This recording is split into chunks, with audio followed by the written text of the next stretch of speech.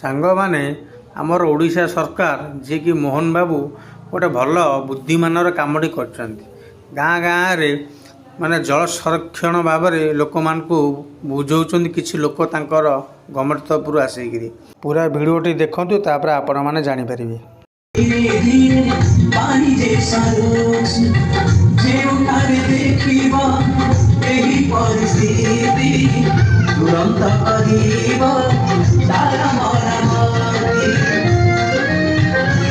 ଆଷାଢ଼ ମାସରେ ଲୋକଙ୍କ ଘରେ ପାଣି ପଶିଗଲାଣି, ବିଲ ବାଡ଼ିରେ ପାଣି ପଶିଗଲାଣି, ଘରେ ପାଣି ପଶିଗଲାଣି, ଲୋକ ମରିଲେଣି।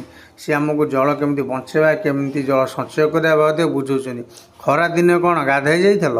ଖରାଦିନେ ଲୋକ ପାଣି ଟୋପା ପାଇଁ କେତେ ହନ୍ତସନ୍ତ ହେଉଛନ୍ତି। ତୁମେ ଖରାଦିନେ କେଉଁଠି ଶୋଇଥିଲ? ଛି ଛି ଛି ତୁମ ସରକାର।